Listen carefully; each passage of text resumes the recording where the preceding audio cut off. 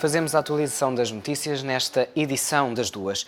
Pedro Passos Coelho falou aos portugueses no dia de Natal. Na habitual mensagem desta época, o primeiro-ministro disse estar consciente das desigualdades na sociedade portuguesa, mas apelou à confiança e ao esforço coletivo. A mensagem de Natal começou com a confirmação de que os próximos tempos vão ser de dificuldade para os portugueses. 2012 vai ser um ano de grandes mudanças e transformações. Transformações que incidirão com profundidade nas nossas estruturas económicas. E em altura de crise o apelo é para que o esforço seja coletivo. Passos Coelho diz que a prioridade é realizar os sonhos dos portugueses. A orientação geral de todas essas reformas será a democratização da nossa economia. Queremos colocar as pessoas comuns, com as suas atividades, com os seus projetos, com os seus sonhos, no centro da transformação do país. Queremos que o crescimento, a inovação social e a renovação da sociedade portuguesa venha de todas as pessoas. O primeiro-ministro diz que conhece as dificuldades de Portugal, cuja qualidade de vida tem que ser melhorada. Estou bem consciente das desigualdades e das injustiças de tantos aspectos da sociedade portuguesa. Pedro Passos Coelho que não deixa de reconhecer que 2012 vai ser um ano difícil para um país afetado pela crise económica e pela indecisão política europeia. Silva Lopes escolhe o acordo com a Troika como o momento mais importante do ano. Em entrevista ao Económico, o antigo Ministro das Finanças admite ainda que as medidas para 2012 não são suficientes.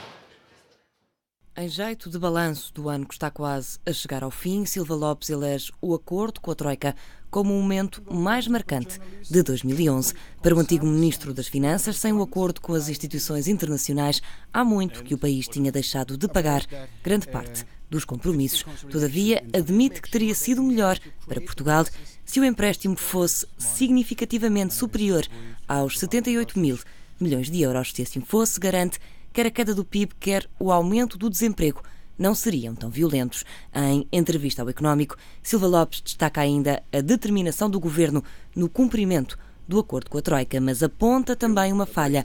Falta ao Executivo de Passos Coelho firmeza ao lidar com os interesses instalados na economia portuguesa. Para o novo ano, o antigo Ministro das Finanças antecipa mais austeridade.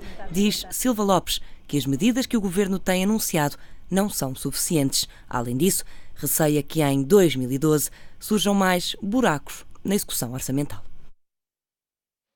A nova lei do arrendamento prevê a atualização das rendas congeladas num prazo máximo de 5 anos. Todas as rendas serão atualizadas num curto espaço de tempo, lê-se no diploma. O valor da subida será negociado entre proprietários e inquilinos, mas os inquilinos que provarem a capacidade financeira vão beneficiar de um prazo de 5 anos até a atualização dos valores. Esta é uma das principais novidades do novo regime de arrendamento urbano que deverá ser aprovado na reunião do Conselho de Ministros do próximo dia 29. Será o inquilino a propor um valor da atualização ao proprietário.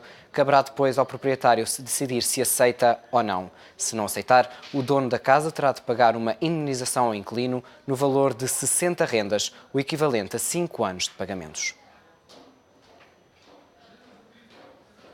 A Teixeira Duarte ganhou uma obra no valor de 918 milhões de euros na Venezuela. Em comunicado enviado à CMVM, a construtora informa que o contrato foi celebrado a 23 de dezembro com o Ministério dos Transportes venezuelano. A empresa portuguesa vai construir um túnel que irá ligar a Avenida de Boyacá à autoestrada que liga Caracas a La Guaira. A empreitada terá um prazo previsto de 42 meses. A Mota-Engil está em negociações para explorar minas no Zimbábue e em Moçambique. O presidente do grupo, António Mota, está otimista quanto ao negócio e afirma que a empresa tem capacidades como operadora mineira. Atualmente, o grupo tem um contrato com uma mina de urânio no Malawi, onde realiza todo o tipo de operações. Há mais de uma década que a Mota-Engil está no Peru a trabalhar no negócio mineiro. Numa entrevista à revista interna do grupo, António Mota afirma ainda que este é um negócio consistente para toda a empresa. Angola aprovou a entrada no país dos hipermercados Continente, já a partir do próximo ano. O primeiro hipermercado do grupo Sonai em Angola deverá começar a ser construído em 2012 e abrirá portas em 2013. A operação foi aprovada pelo Conselho de Ministros angolano na semana passada.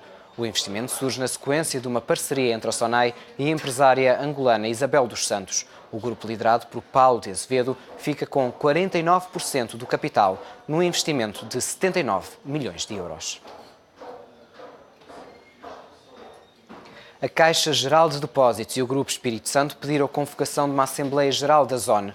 Os dois acionistas de referência da operadora de telecomunicações querem desblindar os estatutos da Zone para pôr fim ao limite dos direitos de voto na empresa. A Caixa Geral de Depósitos e o Grupo Espírito Santo, dois dos acionistas de referência da Zone, querem mudar as regras do jogo em relação aos direitos de voto na operadora de telecomunicações. A Caixa Geral de Depósitos, que detém uma participação de 10,88%, e o Grupo Espírito Santo, com 5% do capital, pediram uma Assembleia Geral a realizar em janeiro para desblindar os estatutos da Zone. A intenção é pôr fim ao limite máximo de 10% de direitos de voto na operadora, mesmo que a participação no capital seja superior a essa percentagem. A posição combinada dos dois acionistas é de cerca de 15%. Numa carta enviada à Zone, a Caixa Geral de Depósitos e o Grupo Espírito Santo justificam esta decisão com o interesse da sociedade e dos seus acionistas em eliminar esta limitação aos direitos de voto, permitindo-lhes exercer os direitos de voto correspondentes às participações de que são titulares. Esta desblindagem é uma forma de valorizar o preço das ações, o que poderá levar alguns acionistas a quererem reforçar a posição na operadora.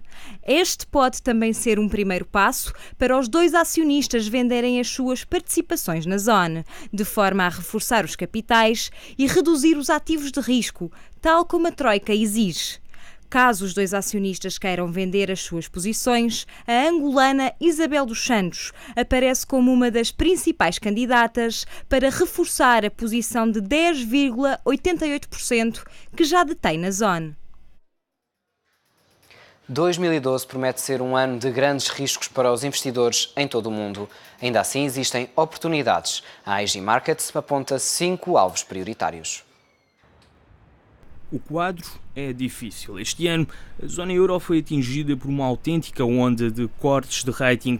As ações europeias sofreram uma queda superior a 10%, com o MSCI 20 a ser uma das principais praças penalizadas, com perdas na ordem dos 30%, com o país a estar refém da complicada situação económica que atravessa.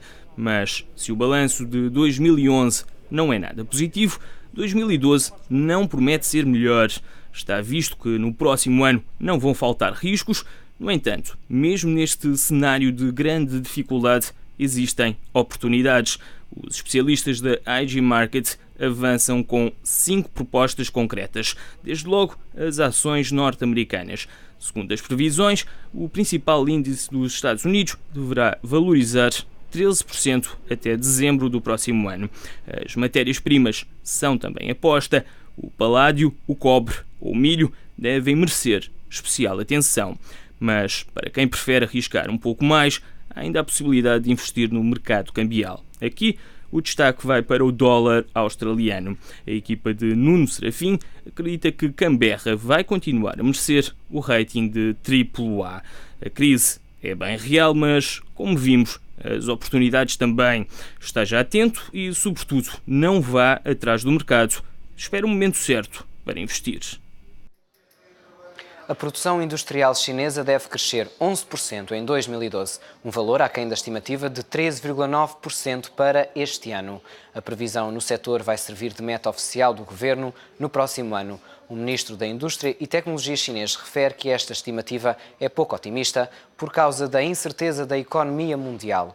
O setor industrial na China sofreu uma desaceleração nos últimos meses. O crescimento anual abrandou para os 12,4% em novembro deste ano. As autoridades chinesas estimam que um crescimento de 11% na produção seja o suficiente para o PIB atingir um aumento de 8%.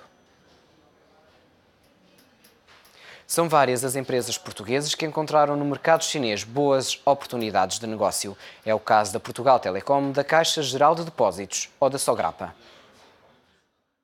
Os chineses vieram para ficar e prova disso mesmo foi o sim do governo à proposta da China Three Gorges para a aquisição da posição do Estado na EDP. Mas o sonho asiático não é uma novidade para as companhias lusas. A PT detém uma participação de 28% na Companhia de Telecomunicações de Macau, uma operadora de comunicações móveis e fixas. Já na China continental, o grupo liderado por Zen Albava tem uma participação numa empresa para prestação de serviços de localização remota em todo o espaço chinês. E não se fica por aqui. A PT é ainda acionista da ZTE, uma empresa ligada às telecomunicações. A Caixa Geral de Depósitos também marca presença na República Popular da China. A CGD detém o Banco Nacional Ultramarino, que desenvolve atividades de banca universal. Tem 14 agências em operação. A Simpor está presente na China desde 2007 e tem vindo a reforçar a presença. Gera 2 fábricas de cimento e 2 moagens. A capacidade de produção no país já atinge os 5,3 milhões de toneladas anuais de cimento. As empresas do setor do vinho também encontram no mercado chinês boas oportunidades de negócio. É o caso da Sograp, que inaugurou recentemente um escritório em Xangai. Já a Unicer apostou em distribuidores em Macau, Hong Kong e China continental. O Económico TV mantém a emissão também em tv.económico.pt. Eu volto daqui a uma hora.